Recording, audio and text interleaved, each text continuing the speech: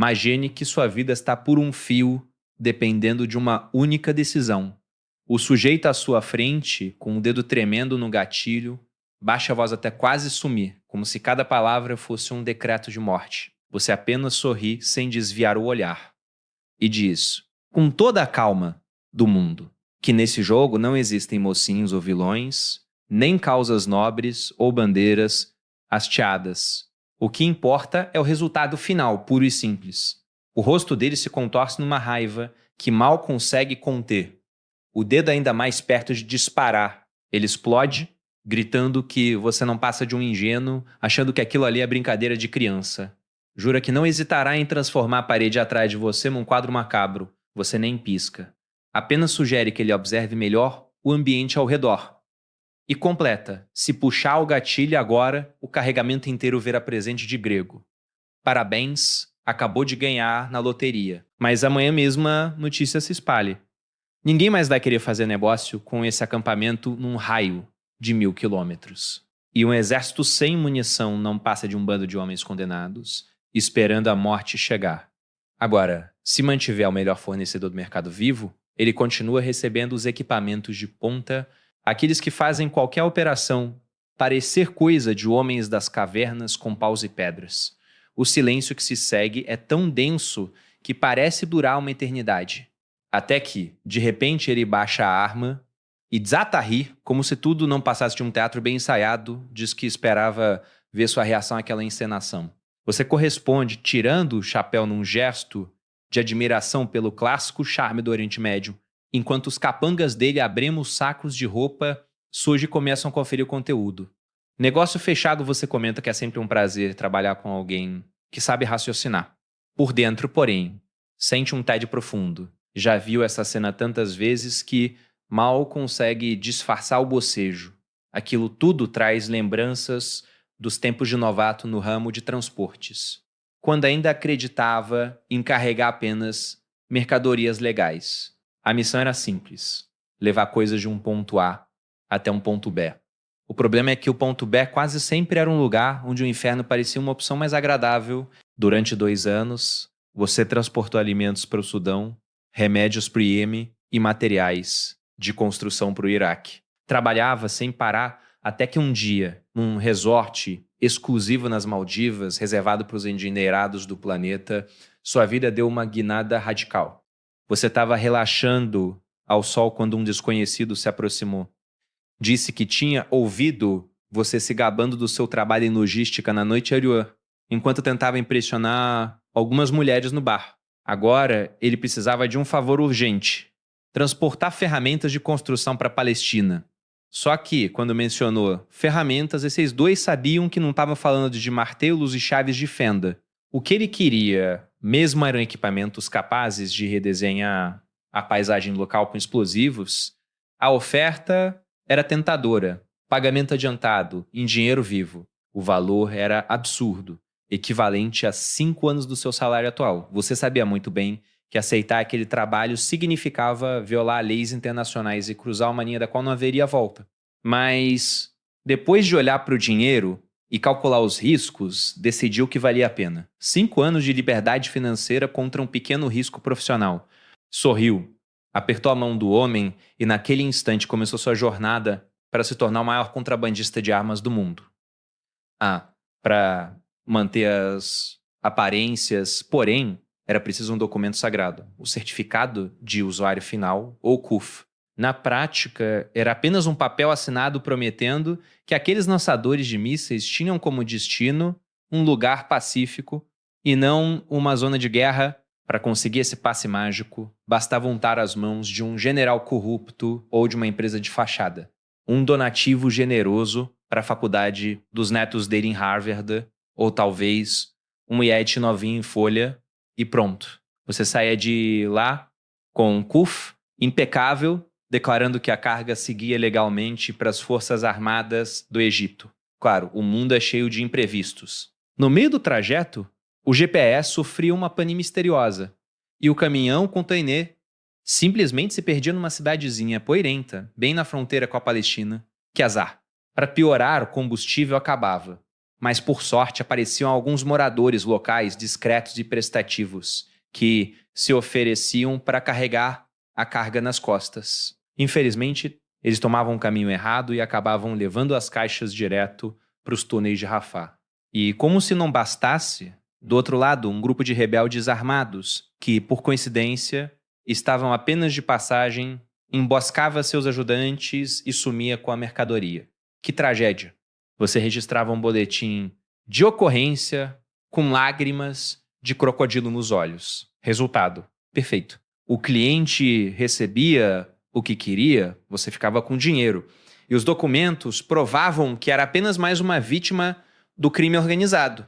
Parabéns, você transformou um fracasso aparente em vitória absoluta. Depois de cruzar essa linha moral e sair impune, a tendência natural é dobrar a aposta. Afinal, é da natureza humana. Mas você logo percebe que seus clientes vivem em lugares onde as estradas parecem crateras lunares e os portos estão infestados de fiscais curiosos demais. Era preciso dominar os céus. Seu olhar recai sobre um avião cargueiro usado, com a pintura descascada e o preço de $500.000. Parecia caro, mas os números não mentiam. O retorno seria garantido. Primeiro, a velocidade. Quanto mais tempo a carga ficasse parada, maior a chance de algum agente federal querer dar uma olhada. Uma viagem de uma semana por terra era um convite para o desastre. Já um voo de poucas horas era cirúrgico. Segundo, eliminar intermediários. Menos mãos mexendo nas caixas, menos olhos vigiando. Nesse ramo, cada pessoa a mais no processo era uma bomba relógio, um deslize, uma palavra mal colocada e tudo ia pelos ares. Você não pensou duas vezes, comprou o avião. Se tudo desse certo, aquela máquina enferrujada multiplicaria seu investimento por 10. Você foi até um hangar esquecido na Europa Oriental, um daqueles lugares que pareciam ter parado na Guerra Fria. Pagou em dinheiro, pegou as chaves e percebeu que um avião não voa sozinho. Precisava de uma tripulação e encontrou um piloto raro, daqueles que mantêm a calma até no meio de uma tempestade que faria qualquer piloto comercial vomitar. O mais importante, ele conseguia pousar no escuro total, numa pista de terra que mal merecia o nome de estrada, contratado. Sua cadeia de suprimentos particular estava oficialmente no ar. Se acabava de fechar um contrato gordo com uma empresa privada num país à beira do colapso. 10 anos atrás, dava para improvisar, voar sem planos de voo e contar com a sorte. Os radares eram falhos e a segurança nas fronteiras uma piada. Hoje, tentar voar às cegas é como entrar numa delegacia e se entregar de bandeja. Suicídio profissional. Mas como dizem, a tecnologia avança, mas a ganância continua a mesma. Você faz o que sai fazer de melhor, lubrificar as engrenagens da burocracia, compra os controladores de tráfego aéreo. Um deles recebe uma bolsa integral para o filho estudar numa universidade de elite. Outro ganha na loteria. Ou, melhor, um carro esportivo aparece na porta da casa dele. Agora, seus voos são legais. Se o ponto no radar piscar ou desviar um pouco da rota, não tem problema. Eles desenvolvem uma cegueira seletiva temporária. Você registra o plano de voo como uma missão humanitária, transportando cobertores e alimentos para refugiados. Na realidade, a carga é de armas e equipamentos militares. O avião decola à meia-noite.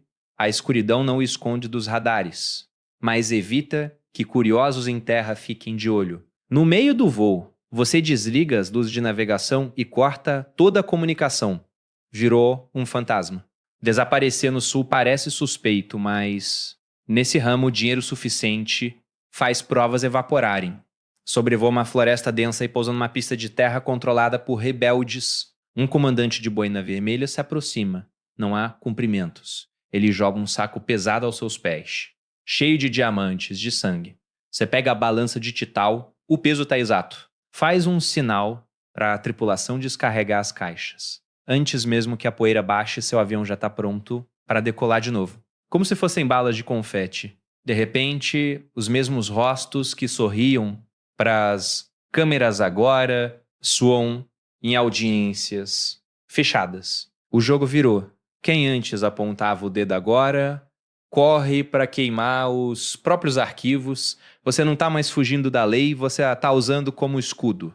Cada vazamento é uma granada jogada no colo dos poderosos e eles sabem que, se tentarem te enterrar, vão junto.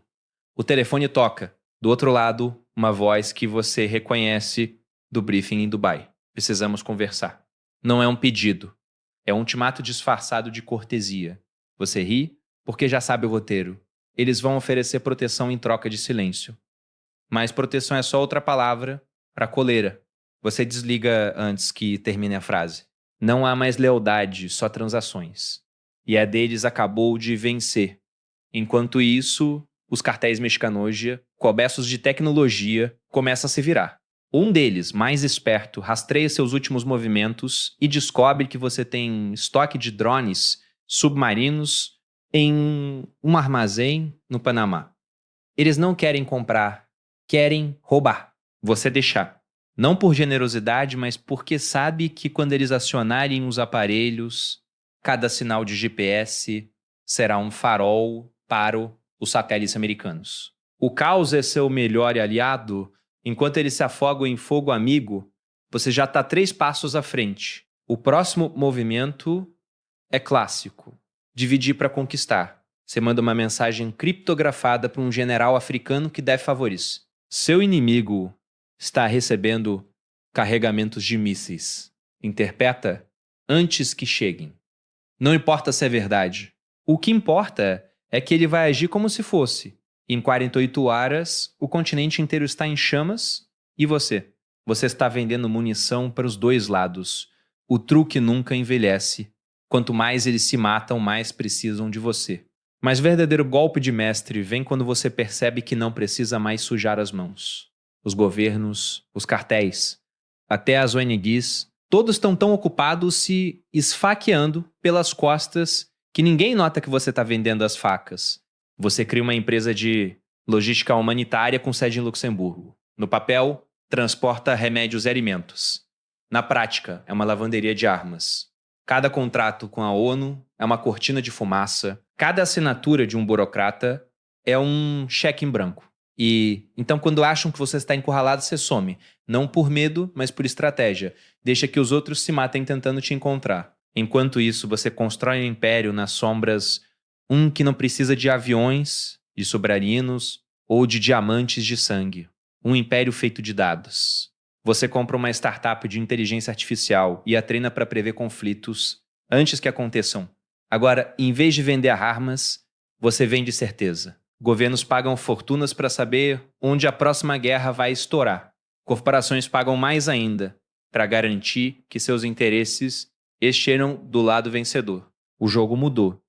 Você não é mais o traficante, é o arquiteto. E quando alguém finalmente te encontra, anos depois em um café em Zurique, não é um agente da Interpol ou um sicário. É um executivo de terno, com um sorriso de tubarão e uma proposta. Queremos que você administre a próxima crise global oficialmente. Você aceita. Porque, no fim das contas, a diferença entre um criminoso e um estadista é só o tamanho do escritório, como se fossem cupons vencidos. Você expõe a hipocrisia definitiva. As potências mundiais armando, em segredo, os mesmos rebeldes que condenam o noticiário das 6. Você sabe que os donos do poder vão abafar isso em 24 horas, mas esse pesadelo de relações públicas de curto prazo é a cortina de fumaça perfeita. Enquanto eles se afogam na própria sujeira, você some no ar. Em algum ponto perdido no Pacífico existe um pedaço de rocha tão minúsculo que os cartógrafos nem se deram ao trabalho de marcá-lo no mapa. Seu refúgio definitivo, fora de qualquer radar. Você vem construindo esse esconderijo desde o dia em que virou um fora da lei, mas a vida tem um senso de humor perverso. Acontece que os federais têm olhos no céu, algo que você nunca considerou. Estão esperando por você no seu próprio quintal. Antes mesmo de o trem de Poço tocar a pista, já estão com você na mira. Você vê o clarão antes de ouvir o estrondo. Um míssil superficiar sobe para dar um adeus irônico. Naquele instante, antes de tudo escurecer, não há medo. Só um respeito cínico pela ironia. Você, o maior mercador de morte do mundo, está prestes a ser destruído pelo mesmo tipo de equipamento que comprou sua ilha. Quem com ferro fere, com ferro será ferido, certo? O karma acabou de mandar a fatura e é hora de pagar. Seu avião se transforma em uma bola de fogo espetacular, iluminando a escuridão do oceano. No dia seguinte, todos os noticiários repetem o mesmo roteiro: o infame Senhor da Legitimidade. Virou cinzas, o relatório oficial, uma falha mecânica catastrófica. Uma mentira limpa, estilizada para encerrar sua história, fim de jogo. É uma viagem insistir ao seu próprio obituário viralizado nas manchetes globais. Doentio, mas satisfatório. Você se vira para um garoto que segura um controle modificado, algo saído direto de um torneio de esportes. Bom voo, garoto, você diz. O menino te encara com um olhar afiado demais para a idade. Se está tão grato, que tal uma gorjeta de 6 dígitos? Você solta uma risada seca. Tenha dó, moleque? No papel, estou oficialmente abaixo da linha da pobreza. Nem um centavo no meu nome. Você examina o ambiente. Eles te procuraram no exato segundo em que o Tessame tentou te recrutar. Não foi sorte. Você estava jogando o jogo longo desde o começo. E é assim que encerramos por hoje. Se quiser mais mergulhos nos cantos mais obscuros do mundo, já sabe o que fazer. Aperte o botão de se inscrever e fique fora do radar comigo. Até a próxima!